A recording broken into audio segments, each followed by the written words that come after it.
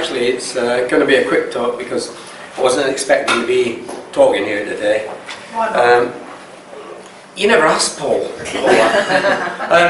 Okay, now the good news, because we've been hearing all about the dark forces, what they're going to be doing against us, and all the horrible things they've got planned. But we got our plans. Throughout this country, up and down the land, there's lots and lots of people working away. Not just here, in America, in Canada, Australia, South Africa, and we're all talking. Now, we've actually got people with credibility, like judges and barristers, and I won't say solicitors. Well, there's one good one I think I know. We are now focusing. Now, all the problems you've been hearing about, it's not because of what they've been doing to us, it's because what you have been allowing them to do to yourselves. Because if you'd stood up in the first place and said, you can't do that, it wouldn't be happening today. But unfortunately, not this generation, but the generation before, and for the last 100, 150 years. And it's built up. Now, I was speaking to Paul earlier on, that yeah, you can talk about the birth certificate, but if you go back to 1868, now this is a very important date. This is when Disraeli put forward an act. It was called the Human Act, or One Man, One Vote. And this was because he was sort of in bed with Queen Victoria. Now, she was besotted by this man, and he could do anything. So he put this bill that every man should register. And you've got to remember, when a man registered, he also registered his whole family, and that included women and children, because they were his chattels. That's how it was looked at back then. So everyone was registered and given, just like birth certificate, into this, it was a franchise. All your names have been franchised. So they acted upon those names. But not only that, he and his cohorts had already figured out that all the councils, parish councils, anywhere that had any authority became franchise. So they used this to coerce the general population. So now when you've got Nottingham County Council, it's a franchise. When you go to the County Court, it's a franchise. You are a franchise. They are very clever. They've figured this out. Your name's a franchise. Your actions are, you're responsible for that franchise. So they can foreclose on those franchises, and they do occasionally. So this took slavery. I mean, slavery was abolished 200 years ago, or maybe a bit longer. But they thought, well, we need fresh slaves. We need a monetary flow coming into our banks. And this is what they produced. And that was Disraeli back then. I believe it was Labour, was he? So whether you're Labour, Conservative, Socialist, Fascist, Communist, all these wings, the only thing is the body that suffers. Because all these lot are all going against you and all manipulating all of us. Now, this is by, I'm part of, I wasn't expecting to do this. This was from Judge Anna Maria Ritz. Yeah. Right. And the common law remedies and processes. Now this is very fresh, and they've had a group that's been sitting for about a week giving common law remedies to the trouble that we're in. Now this isn't in case you think I'm giving legal advice. I am.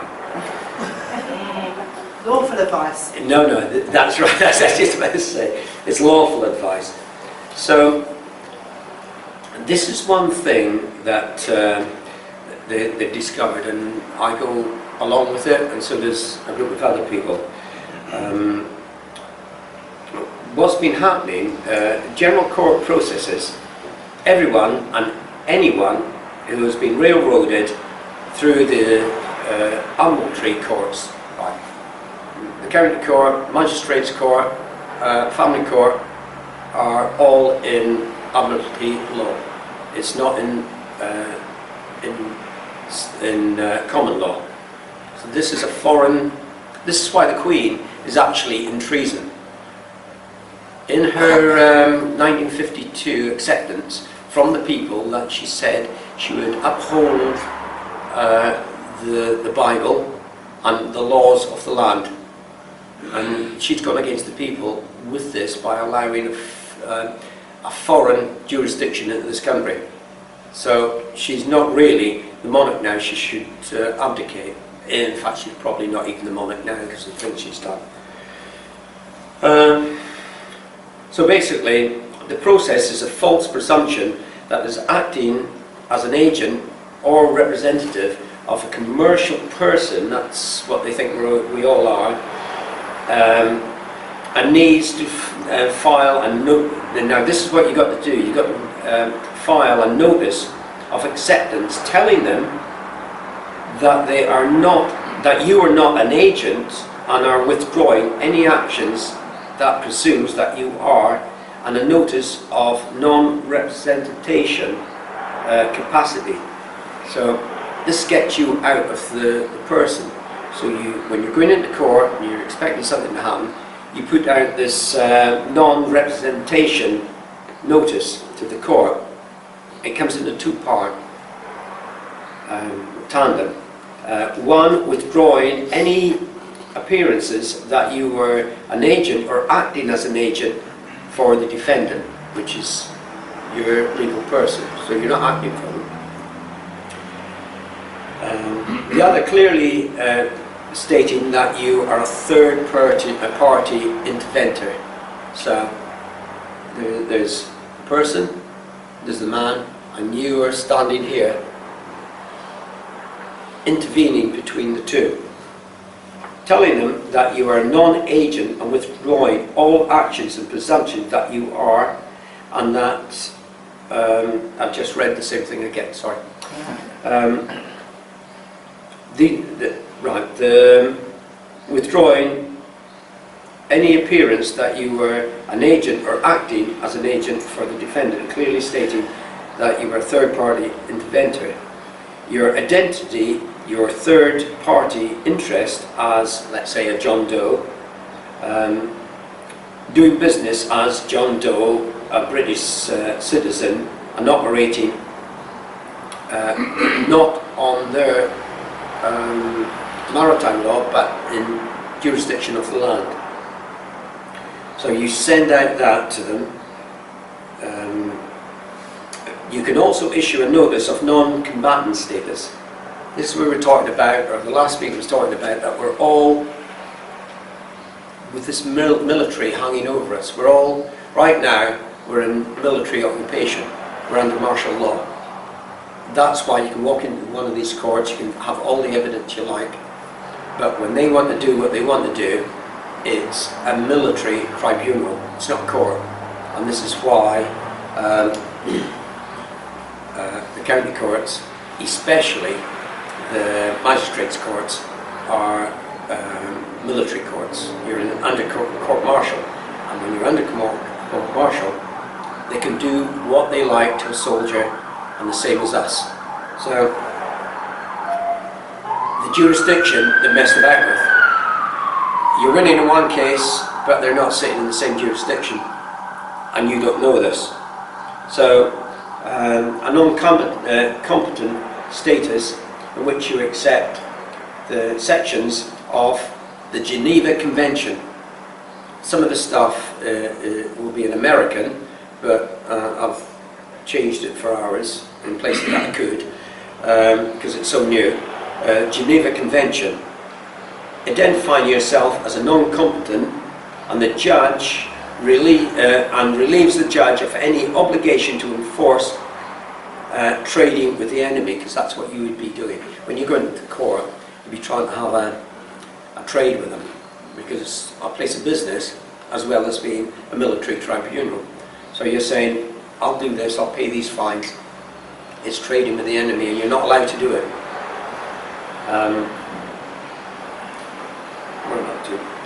And accepting the oath and the protection and defence of the judge. Now, the judge can't act against you as a man. He can as a person. So the first document that you send in, they have to know your position. They can't go against someone that they don't know who they are. You have to have the nature of the man or the person. So they presume that it's a person that's standing there, unless you clear up that misunderstanding. Your document going into court now tells them that you are a man, you are not a person. His obligation then, when you say you're a non-competent, that he has to protect you, because if they go against you, it's a war crime. They have to tread very carefully with this, because they will become criminals under the Geneva Convention, and it still stands. They can be hanged, and I think they should. If you are beginning a court action, you can issue, now this is the one I haven't found yet, a motion of limine, that's the American term, as a third party interventor, making a special appearance in court. Now, this motion, you required that anyone bringing charges against you, just as I said, the defendant must prove the nature and identity of the defendant and provide their evidence of the defendant's nature and identity. Now, this has really got them here, because they're either going to say you're a person and the game's up, and he goes to jail, the judge, but he will also be committing a war crime as well at the same time. So you've got them in double jeopardy here. They're really, really caught. Now, this is a basic due process in all courts and venues. How can the court proceed without establishing who or what the parties to the action are? Logically, they can't. If, however, the judge denies your motion, he is caught in a defence measure and has to allow your evidence regarding the nature and identity of the defendant, which neither he nor the prosecutor wants to reveal, because it will prove that they have been engaging, and this is the good bit, attempted personage and bartering. And you have been knowingly misaddressed to their charges, you, a man who is exempt from their charges and alien to their jurisdiction. So you shouldn't even be in that court, and they know that. They cannot summons a man into court. If you've done harm to another man, yeah, they can, and that would have to come under common law jurisdiction. These civil notices they've used this in Canada, by the way, and they are deadly. It's, as it says in here, it's like rat poison to the rats, and they are rats, because of what they've been doing. They cannot get away from this point. As soon as you establish your position in court as a man, they can't act against you. And if they do, you're also saying that the only way that they can act against you is when they take you into a military tribunal, which they are doing. But when you say you're a non-competent, that means you are standing outside any war, anything that's happening. You could actually say that you're a conscientious objector, exactly the same. They can't act against you. So if they do, they are in serious trouble. They're war criminals. Yeah. Can I just clarify? That's non-combatant. Yeah. Right, and not non-competent. Did I say non-competent? It sounded like it. That's me. I'm non-competent myself. No. Yeah, combatant. You're perfectly correct. The risks to the judge and the attorneys trespassing against you is simply too great for them to proceed. So the cases are routinely dismissed, and the whole case goes away. This is the problem. We're going into courts and assuming who we are. and they lead us in that path. They say, Mr. Crawford, and you say, yes. And that's it. That's as simple as that. As soon as you react to what they're saying, always react to what they say to you with a question. Where's your authority? Who are you? Have you got a oath? Do you know who I am? Do you know I'm a man? You ask them these questions and they will simply close the case. And this is common law. If you've done something wrong, yeah, you should go to jail. You should get the punishment. And me personally, it'd be more severe than what's happening just now. Because what they're doing in prisons, they're using the captive labour in there to earn money because they're not out in the streets earning tax money. So they will still earn off you. And that's a little bit of a remedy. More information of this will come out and it'll be more precise with the non-combatants, and competence will be cleared up. So another thing that's happening, there's two groups that I'm involved in. One is the evictees and the Families Unite. Now, we're already in the starting phases of this. We're gathering people that's been evicted. There's a few in here that has had this happen to them. If you've got any friends, relatives, anyone that's been evicted, contact us. It's Evictees and Families Unite, and that's on Facebook. There will be a website coming out soon. We've already got a group. We're going to have private meetings. It won't be public. It won't be broadcast. We're making an action. We're going to be focused, because that's a problem with people. On the computer, you type it away. You come into meetings like this, you talk, and people ask questions. Only actions speak. Words are fine. Actions speak louder than words, and it's true. We've got to start doing things. And that's what we're planning. So anyone who has got anyone that's been evicted and has to be evicted, come and join us. And it's Evictees and Families Unite, and that's on Facebook. And then the other one we've got is the Wake Up Project, UK, with the UK in the end, because there's a few of things. Now, we launched this down London last month, and it was a great success. We've got another one on the 23rd of July, and it's already getting booked up. Come along to that, if you can. I know Nottingham is the epicentre of what's all happening in the country, whether it's with paedophiles, chemtrails, false flags. Evictions is what I concentrate on, because you start spreading yourself in places it's too thin. You've got to focus. So Nottingham is doing brilliantly, especially with Paula and these meetings. And the one down in London, if you've got friends down there, point them to the meeting, because we're going to give some really good information out. And off the cuff, I think that's all I can say, because it was a bit, I was going to listen to the weather manipulation. Never mind. So, thanks for listening, Red.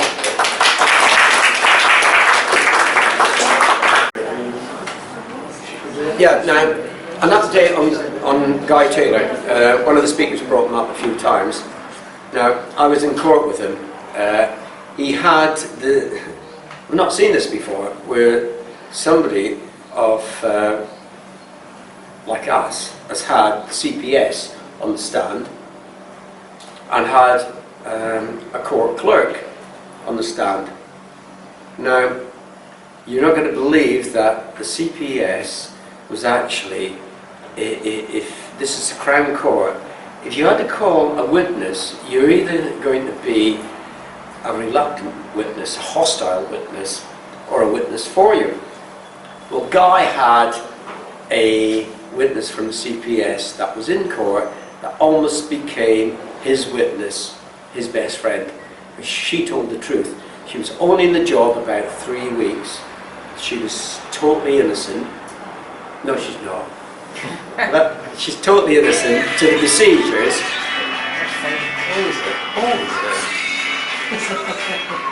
There's always one. It's my mother. It's a brother. Hello. So this witness was simply telling the truth. So we had Guy telling the story, we had the CPS telling the story, and then we had the court clerk who look at the videos about the story about Guy Taylor. Now this particular individual, his name is Kroll, as in the fish, I think it is. Cray, or Cray brothers, maybe he's one of the brothers, I don't know. He stood in the stand, and you could see he was lying through his teeth, simply lying, because he was put into such a position, he was asked questions, and Guy, I've never seen, Guy's a good speaker, he's brilliant, but he became a barrister that day. He was absolutely hammering the guy. And what we got out of it, this is the reason why I stood up and added this a little bit, that each one of us, when we go to court, they've got a dossier on us. Now you think, when you go to court, and let's say you're found guilty, the judge would say, has this man got a criminal record? Let's know his previous. And the CPS would then give it to the judge. But not this time, because now we found out that the court clerks know about us, know before we even get there. They've made up their minds of what type of person this is. This particular court clerk was brought in as a gunslinger, basically, to face Guy. The thing is, he forgot his guns, because he's pathetic. He really was. In fact, he was so bad that he said, oh yes, Mr. Taylor is a free man on the land. The guy said, what's a free man? What do you mean by that? Is it a religion? Is it a political institution? What is it? He said, oh, they don't believe in our jurisdiction. It's the Magna Carta. So I've got, looking at a judge up there that is bound by the Magna Carta and all acts and statutes. That is the bedrock of civil law. Take that away and it all falls apart. And Guy says, I love the law, I study the law, I go through it all. So, are you politically minded? And he said, no, I'm totally biased about all these things. Unbiased. And biased. No, he was biased, I think it was a slip there. So he said, now you wouldn't put on your Facebook that David Cameron and all the Conservatives should be killed, would you? Because he did. The judge went, oh. So now we know that these court clerks are already aware of whoever's coming into court, and they've got a slant. So a court clerk is supposed to be there not only for the defendant and the prosecution. He's supposed to be biased, he's supposed to be helping both.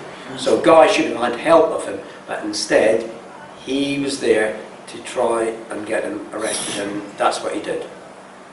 If I may just enhance on what you're saying, Tom, what you're saying is an absolutely massive change in the normal, fictional, judicial running of a court. And it was in kind of what I was saying with regard to software and gathering of information. And what they're talking about here is pre-crime and past crime, whereby the matter at hand should always, and has up to this point in the Crown Court, been the matter at hand, small, just that matter. Yeah, it comes under prejudgment. So they've judged you before you actually come into the court, because he is now labelled a freeman on the land. Now, coming under there's a protection of, let's say, a minority, whether it's black, white, Muslim, Buddhists, whatever, you've got protection. So what he was actually saying, when he was saying that he's a freeman on the land, he was actually discriminating against someone that believes in Magna Carta. So we've got a judgment going on from a court clerk that should be totally unbiased. So I thought I'd bring that to your attention because it's very important. They've got a dossier on me, probably my whole family, and all you lot in the room now because you're all cold. Yeah. So they've got their little dossier on everyone, but that shouldn't come before a court of law at all. Yeah, we've got a dossier on them as well, Tom. Unfortunately, they use false names. Anyway, thank you for listening. We don't worry that they've got a dossier on us because it's irrelevant. Yeah, it is. It's just them trying to scare us again. Yeah. No, actually, it's more serious than that because when they got a dossier and they've already prejudged you, when you walk up into the court, they find you guilty and they're looking at a guilty man before you've actually uttered anything. Yeah. It is wrong. Tommy, it's just Tommy, the court's just another corporation. Go on, Don't start in those corporations. It's just a court, it's a corporation. Yes, I've told you Go on, that. Yeah. deny it or say I'm wrong. No, they're all corporations, from the government down. And in fact, the Queen is a corporation as well. You're right.